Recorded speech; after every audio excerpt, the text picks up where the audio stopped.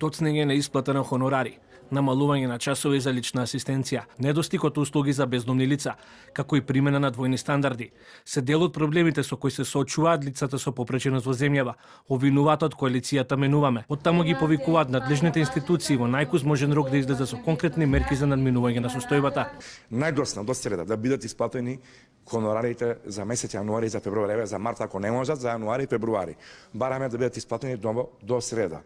Исто така бараме до понеделник, значи до наредниот понеделник, Министерството веднаш и владата, представниците да не повикаат, да ги понудиме нашите мерки, да ги презентираме што извештајот детектирал пропусти, кои се тие нови организации кои што се основани и што прават тие на терен и каква злоупотреба прават на сервисот кој што го имаме. Дел од личните асистенти оценуваат дека е крајно нехумано да им се ускрати правото на лична асистенција на лицата со попреченост. Истовремено, тие посочуваат дека за обезбедените услуги не добиваат навремени парични надомести, кои доцнат повеќе од 3 месеци. Поради тоа, најавуваат можности за организирање штрајк, доколку врските не бидат подмирени во разумен рок. Да не се укинува услугата ниту на негователите, ниту на корисниците кои што користат асистент, од тие преку потребна.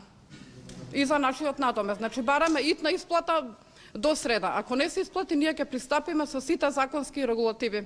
Родителите на лица со попреченост исто така апелираат до институциите итно да се изнајде решение за состојбата. Велат дека секојдневно се соочува со сериозни предизвици и тешкоти во обезбедувањето соодветна грижа. Апелирам исто како Сурет и Весна што апелира до надлежните органи да се зголемат часовите на асистенција и да се исплатат хонорарите на лицата кои се за овие лица. Министерството за труд и социјална политика ги демантира тврдењата на коалицијата Менуваме дека часовите за лична асистенција се намалуваат незаконски.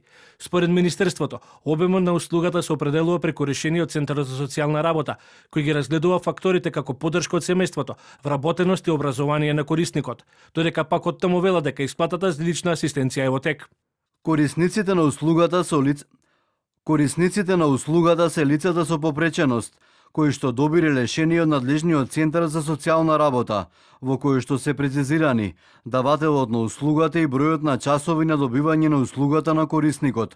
Решението за користење на услугата, лична асистенција, го носи Центарот за социјална работа врз основа на претходно преземени процесни действија од стручните лица согласно закон и подзаконскиот акт.